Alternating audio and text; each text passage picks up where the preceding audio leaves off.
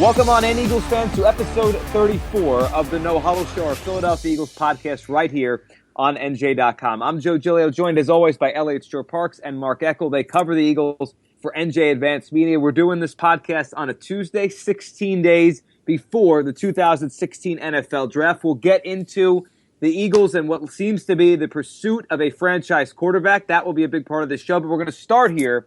And Elliot, we'll go to you. A couple months ago, you had a report about Fletcher Cox and how the Eagles were in negotiations kind of close at that point, and we're still kind of waiting for where it's going. We know they're still in negotiations. Now, the story that everyone is talking about, on Monday, Howard Eskin of WIP and Fox 29 in Philadelphia talked on the NFL Network about Fletcher Cox reportedly turning down a major offer, and that's kind of opened up a whole can of worms here for Eagles fans about Fletcher Cox and the future. So, first of all, what do we know? And then two, mostly, what do we think about the Fletcher Cox contract negotiations as we kind of move through this?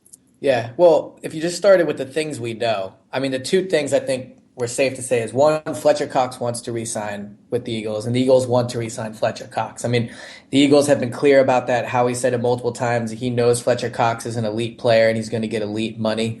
Fletcher Cox has said he wants to re-sign, and then also his agent, Todd France, reiterated that after the Howard Eskin report that, Fletcher Cox does want to re-sign there. So outside of that, what do we know? Well, as you said, a few months ago, I reported that the two sides were negotiating, and I used the word close, and obviously that proved not to be true. I mean, it depends how you define close, but I was told that there's certain aspects of the contract they have agreed to. Now, the key component of any contract in the NFL is the guaranteed money, and that's kind of what it comes down to with the Eskin report. So, there was a report that Fletcher Cox was offered $60 million guaranteed by the Eagles. His agent came out and denied that. In my personal opinion, I do think when Fletcher Cox signs, I do think he'll get over $50 million guaranteed. I mean, you look around the league at what elite defensive linemen are making these days. The Buffalo Bills got Marcel Darius got $60 million, and he just so happens to have the same agent as Fletcher Cox. So I'd imagine that's where the $60 million number came from in terms of the negotiations. That's probably a good starting point for the Eagles and Fletcher Cox. So, that's kind of what we know. The two sides want to get the deal done. I think at this point, it's the money. It's the guaranteed money. Now, what is my opinion on that? Do I think Fletcher Cox is worth $60 million guaranteed? No, because I don't think any defensive lineman in the NFL is worth $60 million guaranteed. I don't think that's a position the Eagles should invest in heavily right now. I think until they find a quarterback, making another player, giving him franchise-type money is not a wise move, in my opinion. And this is not a knock on Fletcher Cox. Fletcher Cox is a very good player. He's, I've dealt with him the past 3 years covering the team. He's exactly the kind of person that you would want to give big money like that to. So it's nothing to do with Fletcher Cox. It simply has to do with the position he plays. So that's kind of what we know, but then that's, my opinion on whether or not they should do it. Mark, where do you stand on this? I mean, obviously it's going to take big money to re-sign him. He's a tremendous player. I know in the past year or so, you've talked about maybe his numbers and stats maybe not matching totally the player is. Regardless, he's a very good player. The Eagles want to keep him. We're talking about major money here for a defensive, a non-outside pass rusher. Yeah, well, no, I'm not. The money, it's not my money, but it's funny that you brought up Marcel Darius. Marcel Darius' deal got done during the season last year. And I remember being in the locker room after practice when we were used to be able to go in the locker room after practice. And talking to Fletcher at that point, I didn't realize they had the same agent. And I went up to him and I said, "Hey, did you see what Marcel Darius got?" And he had a big smile on his face. And he said, "Yeah, I know the whole deal." He said, "We have the same agent." I said, "Oh, that's easy. Then just tell your agent to make a copy of the Darius contract, white out Darius, write in Cox, white out Bills, write in Eagles, and get it done." And he laughed. He kind of laughed about it, and we kind of joked, that he would take that. As of then, he would have taken the same deal. He would take the same deal that Marcel Darius got. So there's that to be said. The Eagles, I mean, I give the Eagles credit, and so get this on tape because I don't say this too often. I give the Eagles front office credit in that they're even they don't have he's not a free agent. He's under contract for this season at just under $8 million. So they don't have to do anything, and they really don't have to do anything for 2 years because they could tag him next year, as Elliot pointed out in the slideshow that he ran Tuesday morning. They could have him for 2 years at a little over $20 million. So they don't have to do a darn thing. They could just let him play in 2016 for $8 million, play in 2017 under the franchise tag, and see what he does for 2 years, and they kind of have a bargain. And I think it's worth that they're even talking to him shows me that the Eagles are being okay here. And I mean, to me too, it's like, I'll throw this to you guys. What's the incentive of signing him now? I mean, 2 years is an eternity in the NFL. Yes. I mean, 2 years from now, Fletcher Cox could be the best defensive player in the league, or he could be out of the NFL due to injury. Like, both of those scenarios are possible. So if you're the Eagles, why would you give him a penny over $20 million guaranteed when you could have? I mean, yeah, okay, maybe he's unhappy. Fine, whatever, be unhappy. But why would you give him $60 million, 3 times the amount of guaranteed money, when you could have him for that amount? You could have him for right. I agree. But they have him for, as I said, he's not a free agent. He's not like the Jets have a decision to make with Muhammad Wilkerson, same position, same kind of player. His contract's up, so they put the tag on him. And no team wants a player playing under the franchise tag for a couple of reasons. One is, like you said, the unhappiness it causes. 2 is the cap hit that it causes. Right. So that, but an $8 million cap hit, this year, the Eagles have all the leverage. I mean, an $8 million cap hit for your best player is pretty darn cap friendly. I mean, and even next year, it would still be, I think, only Fletcher Cox, who I think we all agree is the best player on the Eagles. Do we all agree on that? Yes. Yeah, I mean, that's like being, He's he's making less than $1 million more than their backup quarterback. That's crazy. Pretty amazing when you think about it. Yeah, and he's not only their best player, but he's the anchor of one side of the ball. I mean, he's the guy on that side. He's their best player. He's by feet. I don't even think it's close. A good argument is who's their second best player. I don't know who that is, but he's their best player. And this is making only less than $1 million more than a guy with 1 career touchdown pass as a backup quarterback. But this is like my whole thing with it is, let's say we think the Eagles are going to win 6 games next year, 6-7 games, somewhere around that. About right, maybe 8, yeah. Okay, all right. What's their record without Fletcher Cox? Bad, real bad.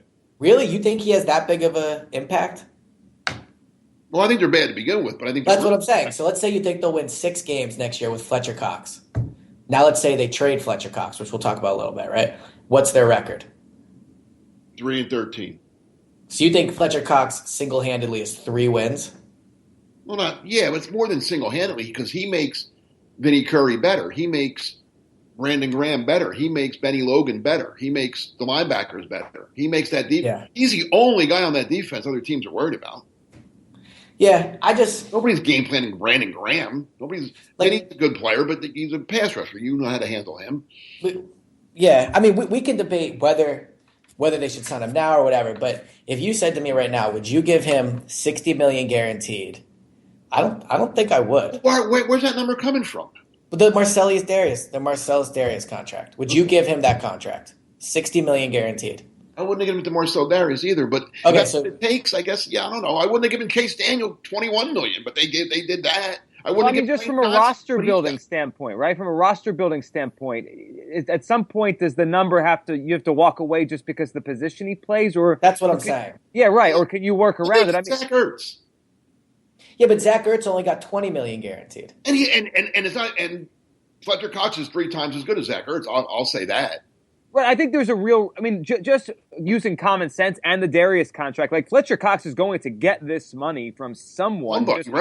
Right, that's the way the market is. But from the Eagles' perspective, and to your question, Elliot, I don't know. I mean, I feel like, and let's go on the premise here and just go off of what we're talking about, which was this whole thing started with Howard Eskin on the NFL Network. He said $60 million guaranteed. Darius in the 50s. You're guessing in the 50s. Whatever. If he's rejecting this, if he wants more. At some point, if I'm Howie Roseman, I have to say, well, I don't know how much I'm going to pay you then. Well, hold on. Let me say one thing before we get to the trade thing. Okay. So, all right. So Marcellus Darius, right? Not on a playoff team. And Ndamukong Suh, I think he got $60 million guaranteed, or right around there. I thought he got more. Yeah. Well, all right. So he got at least $60 million guaranteed. Not on a playoff team. J.J. Watt, probably the best defensive player in the NFL and one of the only defensive linemen that can single-handedly just like alter an entire team. Has not won a playoff game. So this is the point I'm making is I get you have to sign players at other positions. Wait a minute. Before you go off on that. All right, go ahead. It's not J.J. Watt's fault that Houston didn't win that playoff game. No, but this is the point I'm making. It's like having a really good closer on a team that doesn't make the playoffs. It's like why would the Eagles invest a ton give Zach Ertz $20 million? Because he's your only good player. You don't let your only good player get away. But that's my point is as you look at how the Eagles are going to build this, right? They're not going to be any. If he's 29, I say I don't know. Or, he's only 25. All right. But so would you give him $60 million guaranteed? If that's what it takes, I guess I would. Yeah, I don't know. You would? I would try to get him for less, but I don't want to get. I will be critical if the Eagles get rid of Fletcher Cox. I will be critical of the organization. I'll say that. I mean, it is interesting when you look up right now at the list of highest paid defensive tackles. And I guess the list I'm looking at considers J.J. Watt an ends. And we could probably put him in a different category because he plays in a 3-4, so it's right. And he really is that good. I mean, he's a great player. Sue, these are the top 5 highest paid per year defensive tackles. Sue, Darius, Gerald McCoy, Geno Atkins, Kyle Williams. Only one of them, Geno Atkins, it plays on a good team, a playoff team. Now, some of that could just be coincidence. Some of it could not be their fault. But I do think. Well, I would say. You didn't include Watt. I didn't include Watt, but I do think some of who's never won a playoff game. If you're paying a defensive tackle that much, I mean that's not usually a position you pay a lot. It impacts what you could pay other players. I don't think it's a position you have to invest in. I guess that's what I'm trying to say. And the other common theme is if you look at those teams, tight backup quarterback and tight end are where you want to invest. Yeah, but that's irrelevant to this argument. I get your point. They've got that already, right? Right. So what do you do? But I wouldn't have given Chase Daniel what they gave him, right? I agree with you on that. He did. Right. Okay. But would you give Zach Ertz what they gave him? I'd have given Zach Ertz close to that. I mean, what's he done? Fletcher Cox has made 1 Pro Bowl. That's one more than Zach Ertz has. Okay. All right. So he gets 3 times as much guaranteed money. Better position, better play. I mean, Zach Ertz is a guy. Yeah, I don't disagree with that. But I'm saying you're talking about considerably more money. You know what I mean? Like considerably more money. A way larger cap hit. I think Zach Ertz's cap hit. Well, all right, how much did Lane Johnson get? Who's a good player, but how much did Lane Johnson get? He got, I think, 33 guaranteed. So you're talking about twice as much as him. No. Dude, I'm not giving him $66 million. Whatever. I mean, whatever. I'm not even giving. I think 60 is a made up number. To be honest with you, I think 50 might get it done. But I don't think 50 gets. Well, we'll see. But and there's more to it than a guarantee. It's how many years. But the 60 is not a made up number because the 60 comes from a comparable contract, and that's right, how. So Sue, we have the numbers here. So Sue was 6, 114, 60 guaranteed. And Lane Johnson got 35.5. So it won't be double Lane. I'm sure it won't be 70 million. But that's the number. But 6 with 60 guaranteed, that was Sue. It feels like, just from my perspective, just watching this play out, it feels like Fletcher Cox's agent wants at least, he wants to be number 2 behind Sue, if not beat him. I don't know if he could beat him, but he wants to be close. Or at least match Marcel Darius. Right. That's probably what he wants. Okay, so that's the $60 million. So that's my point. Well, I'm saying we don't know that Cox turned that down. No. Oh, yeah, right. You're right. I agree with. Not turned it down. I agree with you on that. His agent's on the record as saying there has been no offer of $60 million. Right. That's what I'm saying. It's made up. The fact that the Eagles offered that is made up because the agent said they did not, which leads me to believe if they did, he would take it. That's fair. Sorry. So I'm not getting the agent's head, but I'm just. But I don't even think I'd give Fletcher Cox $50 million guaranteed. And again, it has nothing to do with Fletcher Cox. It's just the debate of. It's more than just. Guaranteed money is the most important part of a contract. Exactly. Right. But there's guarantees, and there's. When is he getting it? How long? If it's a 10-year contract. Well, it's not going to be a 10-year. 8 years, 7 years. No, it'll probably be 6. Right? Isn't that? Can you even make contracts longer than 6 in the NFL? What's that? I don't think you can. I think there's a certain limit to how long you can make a contract in the NFL. Regardless, if it's 6 years. But I guess what I'm saying is, do you want Fletcher Cox having a cap hit of $15 million a year for the next 6 years? Well, I think the only way I would be comfortable with that, from an Eagles perspective, is if you have a quarterback making very little money, like the Seahawks over the past few years, or any of these teams, like Andrew Luck with the Colts. I mean, they've kind of screwed it up, but when you have a quarterback that's good and young and cheap, I think it allows you to pay off positions or different positions a lot of money. Now, are the Eagles going to have that, or are they going to have Bradford and Daniel making a lot of money? I think that changed the equation. Well, they already do, right? And that's the thing when you talk about those teams, the good defensive linemen, the top 5 defensive linemen, how they haven't won playoff games. I mean, it's because they don't have quarterbacks. I mean, Gerald McCoy with the Buccaneers, he just got one in Winston, and who was the other one you said? Geno Atkins, right? Was on right. They haven't won a playoff game, but a good team. They go to the playoffs every year.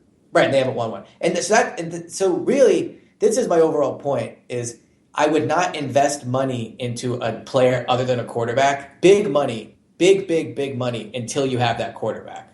That's kind of what I'm. Wait a minute, it's not Fletcher Cox's fault that the Eagles haven't been able to get a good quarterback. No, but all right, but that you're going to let him go because they've failed with the likes of Kevin Cobb and Nick Foles and now Sam Bradford. You're going to let Fletcher Cox get away?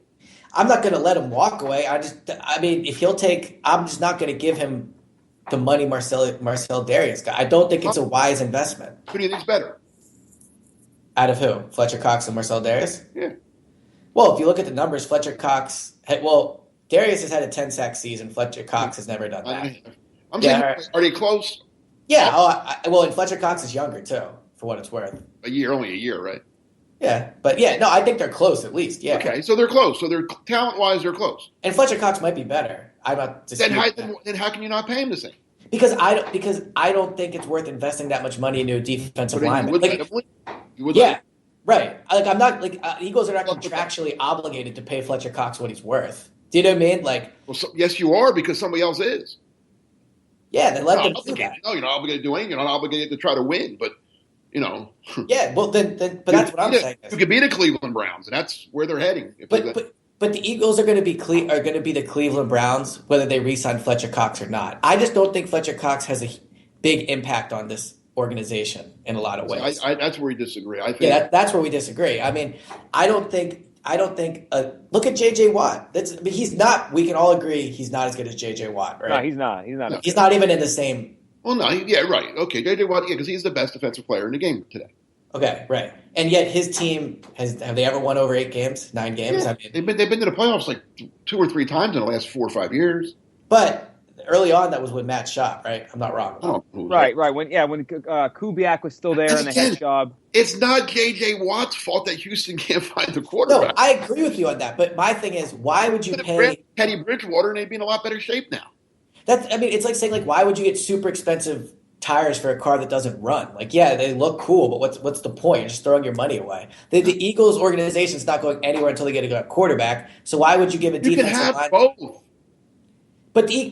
Yeah, you can. Of course, you can have both. But does it hamper you to get the other one? No, it doesn't. No. It doesn't. I agree with you on that. Keeping Fletcher Cox isn't going to stop them from drafting a good quarterback. You're not going to get a good quarterback on the free agent market. That rarely, if ever, happens, right? Well, they got Chase Daniel. Like I said, you're rarely going to get a good quarterback on the free agent market. Right. Well, where's the walking away point then, or is there not one? If you're the Eagles, there isn't one, but yeah, I guess that's the question. I'm sure Howie Roseman is trying to go over in his head. They want Fletcher Cox back. He's a really good player. He's the best player on their team. We've established all of that. It doesn't hamper them from drafting a good quarterback or however they find one. But then, where do you say enough is enough, Fletcher? We're not giving you X amount of money. I don't know where that is. I do that now. I tell them, listen, here's our offer. You don't want it, fine, and we'll get back to you next year. But you're playing this year for $8 million, 7.9, whatever it is. So what would your number be? Mine? Yeah, what would yours be? Would it be Sue's number and no more than that? Oh, I can't go more. I can't make him the highest paid. No, I'll tell you this. I would use a Darius deal. I would come in somewhere around a Darius deal. I have to look at the entire Darius deal. I don't know what. Not to interrupt, but here's the cap hits on his deal according to Spotrac. These are the cap hits. Ready? On Darius, right? On Darius. All right. Next year it's 14.5. Then it's 16. Then it's 16. Then it's 17. Then it's 16. And they realistically can't get out of the contract for 3 years. So I want to. Why would you want to? Because he's a good player. You don't want to get out of good. Agreed, but why do you want to pay a defensive lineman on a team that's not making the playoffs $16 million a year? Because he's a good player, and there's only so many good players, and I don't want to lose good players. I mean, it's not Marcel Darius' fault that the Bills don't have a good quarterback. Agreed. All the teams you mentioned that have good defensive linemen don't have good quarterbacks. So, I don't think that's a trend. I think it's a coincidence. I mean, if Marcel Darius played for the Green Bay Packers, he would be winning playoff games, wouldn't he? But here's the question. I would be interested to, and I'll look this up maybe for the next podcast. I'd be interested to look up of the best teams in the league, what the highest paid defensive lineman on their team makes. The debate is not Fletcher Cox. The debate is defensive line a position you invest huge money into? And I think that's where we disagree as well. I don't think you benefit from having one defensive lineman on your team making an unreal amount of money. Do you see what I'm saying? I know what you're saying. I just don't agree with you. I agree. Yeah. I don't put it on positions. I want good players. I want good wherever they are. If it's a linebacker, if it's a cornerback. I mean, the Green Bay Packers invested a lot in Clay Matthews as a linebacker. He makes the most money on their defense. Right. It's funny because he's a good player. He was their best player on defense. Right. They invested in him. Fletcher Cox happens to be I'm just saying, I don't think you let a 25-year-old guy at the top of his game. Let's get into the trade talk. If they trade him and 8 to get to 1, that's just stupid. I agree with you on that. Unless they think, and I won't speak for you, but I think I know your opinion on this. I think we both agree that there's not a clear-cut franchise quarterback in this draft. There is no Jameis Winston. There is no Marcus Mariota. I agree. So if when we discussed this last year, if Marcus Mariota was at number 1, I would trade him Fletcher Cox and 8 for 1, right? Yeah. I wouldn't do it now, even though we just said I wouldn't pay him. I wouldn't do it now because I think you have just as good of, unless you're sure you want a quarterback. I wouldn't trade up for Laramie Tunsil. I wouldn't. I wouldn't Fletcher Cox for Laramie Tunsil. No, you would not. I agree with that. So Fletcher Cox and 8 for 1. I wouldn't do it. Let me ask you this: would you do it if you thought there was a franchise quarterback there? Well, yeah. I guess last year I would have done it for Mariota. So if the Eagles think there's a franchise quarterback there, though, I wouldn't kill. If the Eagles trade up, then I would question their thinking. Yeah, I would question their scouting. Right. The logic I would understand. The scouting. If they trade Fletcher Cox and 8 for 1, I mean that'd be crazy. I think you just opened up the can of worms that to me is fascinating. I don't think they should just trade Fletcher Cox either. I mean, that'd just be silly. I mean, they have, like we've been saying, they have him under contract. He can't go anywhere. He's got to play the season. 2 years. Right, and he's their best player. So you don't want to get him. But to go with all the talk, because, I mean, it's amazing, and I knew you guys are following it and part of it. I mean, every time I see a story from, whoever it is, Peter King or anyone, people that write about the NFL as a whole, not just covering one team, every time over the last month, it's like the Eagles like this guy. The Eagles want to move up in the draft to get a quarterback. And Mark, before we started this podcast, you had talked about, well, what do they have to go up and get it? And I think, I'm sure they don't want to move Fletcher Cox, but if they are at a stalemate in the contract, I could see that idea just, being broached, whether someone broaches them with it or they can top it. If I'm the Tennessee Titans and I'm talking and I'm on the phone with Howie Roseman and we're discussing a trade from 8 to 1, I don't want those 2 lousy 3rd round picks he's going to try to offer me. I'm going to say, how about Fletcher Cox, right? Right. I don't want last year when they talked, he was apparently, kind of discussed in that as well. So that's what I'm saying. I would. That's who the other team's going to ask for. I mean, who else would? If you're another team and the Eagles and you're talking Eagles and you're talking trade, who do you want? Chase Daniel. Well, that's the other thing. So, I think it's like I said. I don't even know who the second guy would be. I mean, it might be Sam Bradford. I don't think so. And I don't think highly of him, but I'm just saying, the Titans. Why would you want Sam Bradford? No, yeah, you're right. The Titans wouldn't, but I'm saying that's the other thing. So let me ask you both this. Let's say just outside of of the Eagles having the number 8 pick, what do you think Fletcher Cox is worth? Like if they traded him in training camp, right? Like, do you think he's worth top 15 pick? I asked this last year. I asked this when the Mariota stuff was going on. I asked a couple guys in the league, give me if the Eagles offered you Fletcher Cox, like what would you think it would be worth? Right. They said a top, just outside the top 10, like the 11th, maybe the 10th pick. And this was for what? Just yes. This was before he had his best year of his career. Right. So he's probably worth it. He's worth a first round. He's worth a top first round, not the number 1 pick, but yeah, he's worth a top 10 pick.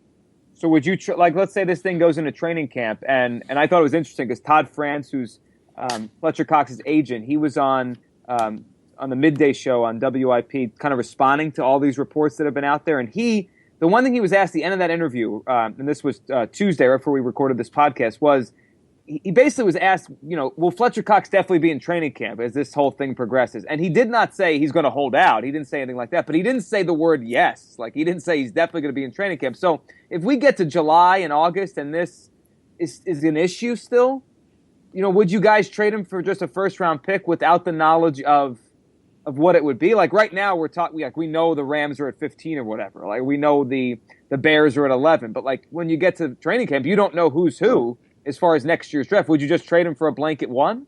We should also note really quick that he's not at OTAs. So right, he is didn't skipping. Show up. Those are voluntary. Right. But he's always came to them before. So, it's just worth noting. I mean, would I trade him for a first-round pick if I knew he wasn't going to take the what I'm willing to pay him? Then yeah, because I don't think you're going to compete the next 2 years. So yeah, he'll play really well on the defensive side of the ball when you go 6-10 for the next 2 years. But I think you're better off getting that asset. So I would, yeah. If he doesn't, I would change my whole thought process. If he blows, voluntary stuff, they call it voluntary for a reason. But if he's not at the mandatory stuff and he misses actual training camp when he's under contract for at least this year and maybe next year, that would show me a lot. That would change my opinion of Fletcher Cox, not just as not as a player. He could still be a very good player, but that would bother me. That would bother me a lot. That he would, pull something like that. That stuff like that bothers me. When a guy's under contract, you can negotiate and talk, but you do your job. You're under contract to do your. He signed that contract whenever he did as to play for the Eagles in 2016 at this amount of money. You show up for work. No, you start blowing off things like that. Yeah, I might have to get rid of you. And I don't want to get rid of him. I'm on the record. I don't want to get rid of Fletcher Cox by no means. But he can't start blowing off training camp when he's under contract for another year or two. No, you can't do that. Let me ask you guys this: as we are 2 weeks away from the NFL draft, as I said a few minutes ago, all we've been hearing is the Eagles like Wentz. The Eagles like these quarterbacks. They're going to move up. I think Peter King had it as they were the second most likely team when he polled executives around the NFL to move up for a quarterback. The Rams were 1, which makes a lot of sense, and the Eagles were 2 behind them. So there's some thought out there that they really want to do this and move from 8 to go to where they have to go to get the quarterback. What would you guys rather do? Pay Fletcher Cox big money and trade away significant future draft picks to move from 8 to 1, or trade Fletcher Cox to move from 8 to 1? I'd rather trade Fletcher Cox. I'm not doing either. I don't think. Right, if you had, but if they're going to do it, if we go approach the premise that when you guys are at the facility 2 Thursdays from now, they're going to 1, how would you rather get there, Mark? What's my options? Fletcher Cox and 8 gets you to 1, or you keep Fletcher Cox, you give him a ton of money, and you trade a boatload of draft picks and 8 to get to 1. What are the like this year's picks or next year? What am I getting? Whatever I guess it's going to take. Next year's 1, maybe a future 2, or whatever. I see. I have a hard time answering because I don't want to move up. I'd rather move back. I'll trade the picks because the way the Eagles draft, you're only trading Marcus Smith and Danny Watkins anyway. So what's the difference? It's a fair point. Well, it is. This is the guy that drafted Marcus Smith, right?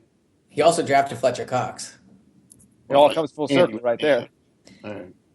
But I would rather trade Fletcher Cox just because I think the Eagles are in a rebuilding process. He's only And 25. That's some guys coming out this year are 24. all right, well, let me ask you this: how long do you till you think the Eagles are legitimate? Well, I guess it's hard to say, but I mean, I like if the Eagles are 2 or 3 years away from competing, I'd rather 27. Okay, but I'd rather have A bunch of maybes, a bunch of guys you don't know are going to be good or not, versus a guy that you know is already good.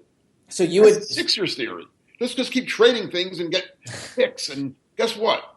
How about you win and you go 10-70 or whatever. But the argument would be if you're not seriously competing for a championship, it doesn't matter if you win 10 games or 30 in the NBA, and it doesn't matter if you win 6 games or 9 games in the NFL. Like if you're not a legitimate contender. No, but what does matter is keeping good players are hard to find, as the Eagles have proven year after year. It's hard to find good players. When you get one, you keep him. You don't trade him for maybes. I just would feel better about the Eagles and a big contract for Fletcher Cox if I knew they had a young quarterback on the roster that was making dirt cheap money. Like, I look at it right now. Then, all right, let me ask you this. Would you rather have Fletcher Cox and Paxton Lynch or no Fletcher Cox and Carson Wentz? I would rather – I mean, I like Paxton Lynch better, so – I like Wentz the most, but that I don't know. I don't feel strongly enough about Wentz and anti enough, and I don't hate Lynch the other side as much to say. So I have to go with Lynch and Cox. And the argument I would make too, from Joe's point, is when the Eagles eventually do compete, it will be because they have a quarterback that's making cheap money because they'll get him through the draft. Do you know what I mean? Like so whenever that's going to be. I mean, it's not Sam Bradford, and if he does, good for him. I'll admit I was wrong, but Sam Bradford's not going to get this team to a Super Bowl level. So, once Eagles are good, they're going to have a quarterback for 2 or 3 years at a cheap salary because you draft good, you find your guys. I think it could be Paxton Lynch. It might be Dak Prescott. Yeah, right? It could be. You never know. Kevin Hogan. It might be Cardell Jones. Probably will be Cardell. Could be Christian Hackenberg. But that won't be him. It won't be. I mean, if I were the Eagles in this whole scenario we've talked about, I would not trade Fletcher Cox to move up. I would just take Paxton Lynch at 8, and then I would try to trade Sam Bradford. But that's probably not going to happen. All right. Well, how about this? Being you said that, let me throw this one now. All right. If the Eagles are set that Carson Wentz is the best quarterback, and he's the one that you got to get this year. The Goff and Lynch and all the other ones are just okay, but Wentz is going to be the next. Right. Andrew Luck, Aaron Rodgers, whatever. Okay. Would you trade Fletcher Cox and 8 to go up to 1 and get Wentz? And then maybe trade Sam Bradford to either the Jets or the Broncos? Yeah, you probably have to give him more than just Brad. I don't think Bradford couldn't get you the first round pick, could he? I think he might for the Broncos. I mean, you're talking number 32 overall. 31. Yeah, sorry, 31. All right, so would you do that then? Would you trade Cox and number 8 to 1? Now you take Wentz. Now as soon as you get Wentz, you're on the phone with the Broncos saying we'll give you Bradford for 31. I would, because I think the Eagles are better off ultimately as an organization. Even if you're not sure Wentz is the guy, they're better off maybe seeing if he is, and then you get rid of Bradford, which doesn't really matter. So, I mean, yeah, I think I would do that. I know you would do it. You hate Bradford. I know you. Yeah, I would do it too. I don't hate Bradford. He's just not that good. But I mean, so I would do that. Yes. How about this? Go ahead, Mark. Go ahead, Joe. I'm sorry. What would you do? I would do it. Yeah, if you would do both those trades. Yeah, if you could kind of line the dominoes up there, I would do both. Would you? No, because I'm not crazy about Wentz, and no, I don't think I would. All right. What about in that scenario? You could get any of the 3 quarterbacks, but you had to do it at 1. Oh, the 1. Yeah, 1. All right, so would you do it for Paxton Lynch? No, I don't like it. I don't like these I'm not crazy about these quarterbacks. I'm just not. I got a feeling they're all going to. One of them's going to turn out to be good. I don't know which one. That's the way law averages. One of them's going to turn out to be good. I think the other 2 could be. I think we're looking at Christian Ponder and Jake Locker and those kind of guys, and that just sets you back further. Well, it would. Let's wrap with this question, because this has been on my mind a lot, and I want both of your perspectives because you're around this team, and Mark, you've seen a lot of these kind of scenarios over the years. So, how much does timing play into the pursuit of a quarterback? I keep wondering this. I looked at the Eagles draft picks the other night, their first round picks over the years. I mean, we all three of us think they're not heading for a really good year in 2016, but there's also a chance, and we all acknowledge it, that they go 8-8, right? And the Eagles don't pick in the top 10 very often. Like, they don't usually bottom out. Maybe this is the time they will, but they don't usually. So, do you think that plays into Howie's mind here? Like, we might not get a chance again. And if we think one of these kids is a franchise quarterback, I don't even know if you're going to have a chance to go get Deshaun Watson or whoever the kids are going to be next year at the top of the draft. Do you think the fact that they're already at 8 is playing into this? Elliot, how about you? Okay. Yeah, maybe. I mean, they brought them all in, so they're clearly doing everything they can to find out about these top 3 guys. I think they should just take the best player. I mean, I don't think you reach – because, look, the best quarterback in this draft doesn't mean he's a franchise quarterback. It just means he's the best quarterback in this draft. Right. And Jay Manuel was the best quarterback of the draft a few years ago, and how'd that turn out? Not well. so, I mean, I don't think the fact that they have just a chance to get one doesn't mean they should take him. I mean, they should – if they think he's legitimately the guy, then yeah, do it because you have a chance to take him. But don't just say, let me take a guy at 8 because I won't be able to get a quarterback next year at, 16 or whatever. So I wouldn't think it would factor in. Yeah, I agree. And it's funny that you brought that up, Joe, because I mentioned that in a story I wrote Tuesday morning about the quarterbacks, that could be the Cowboys thinking at 4. Mm-hmm. And the Cowboys eventually need Tony Romo's, replacement. And they might be thinking, hey, we don't pick 4 too often. That's a lot like Romo's better than Kerry Collins was, but that's a lot like when the Giants had Collins that's when they traded up for Eli, but they felt the same way. Like, we need a quarterback now. I also think it's funny that there's this huge train of there's a bunch of fans out there that act like if the Eagles take a quarterback in the top 10, that somehow Bradford could still maybe be the franchise guy. That's the end, guys. That's it. Yeah. If they take a quarterback in the top 10, it's all about Sam's Club, man. Well, look, but I mean, if they take quarterback in the top 10 and Bradford has a Pro Bowl season next year, I mean, maybe, but if they take, that's it. Like all these examples you just mentioned, Kerry Collins, Eli Manning, Tony Romo, if they take a guy for that'll be his replacement. All these examples. So if they move up, I mean, this is not only hitching your wagon completely to one guy, it's also getting rid of basically a guy that you just gave $22 million guaranteed to. Which is just amazing irony as this offseason. That's why I don't think they're taking a quarterback. Yeah, I don't think they will either, but I hope they do because it'd be interesting. I could be wrong. I could be totally wrong, and they could move up and get one, or they could take one at 8, whatever. But I kind of think they're playing games a little bit here. I think they want everybody to think they're taking one, and then the Rams will move up and take Goff, and Lynch will go, and Eagles be sitting there smiling at 8 when they have their choice of Vernon Hargreaves or Miles Jack or DeForest Buck. Some really good player that they really want is going to be there at 8 because the Three Stooges of quarterback went. One will be good. It's just the law of averages, but I don't know which one. And I did my top 10 players in the draft. I didn't have a quarterback in there because I don't think any of them are that good. I just don't. And they're certainly not ready. That's the difference between. And I'm hearing these people say now, oh, they could be as good as Winston and Mariota. Are you kidding me? Both of those guys came in and started day one and did okay on bad teams. But they did okay. James Winston played pretty darn good at the Link last year. Yeah, he played very well. And then his headset go out, and he was calling plays basically at the line of scrimmage. Those guys are. None of these guys are ready to play day one next year. None of them. Not even. No. Which is why the Eagles wouldn't be taking one. They do have Bradford to play next year, but none of these guys. And the same with Dallas. They have Romo, but none of these guys are going to come in and start day one and be any good. That would be the worst thing for any of them to even try to start day one because it would only hurt their careers, I think, the way I've seen quarterbacks in the past get killed as a rookie and never bounce back. 2 weeks to go. We have 2 podcasts to do before we get to the first round of the 2016 draft. All right.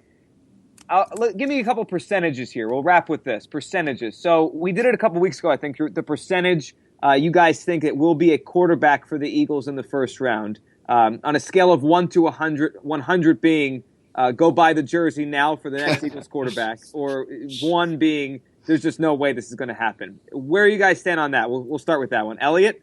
You said what, 1 to 100? 1 to 100. 100 being, go get your customized Spencer Lynch jersey right now. Sell your Bradford jersey, basically. Just why do you have one? So, yeah, right. Somewhere between 15, 20%, something like that. All right. So a chance, but not a very good one. No. Mark? Yeah, I'm a little higher, but I would say in the 20 to 25. I know all the evidence is there, but I'm just not buying it. I think they're playing games. Same question, same scale, but now the last question is Fletcher Cox, and this thing ends well, and they get it done before training camp. 100 being, Fletcher Cox is an Eagle for the next foreseeable future. 1 being you don't think that's going to go as smoothly as I just stated.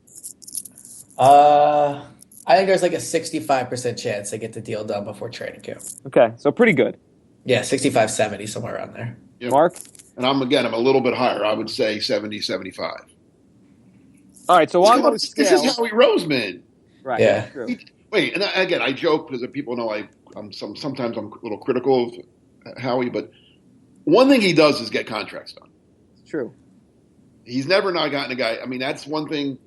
In his tenure as general manager of the Eagles, he's had questionable drafts, questionable personnel decisions, but I don't think they've ever lost a guy that they've wanted over a contract.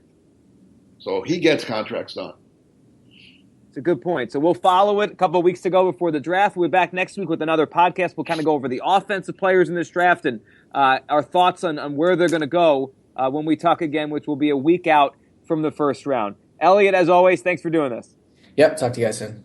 Thanks, Mark. Thank you, Joe. Take care. And thanks to all of you for listening to episode 34 of The No Huddle Show. You can, of course, follow us on Twitter at The No Huddle Show, iTunes, Stitcher, SoundCloud, however you want to listen. You can listen and take us with you as we get you ready and countdown to the 2016 NFL Draft. Thanks for listening.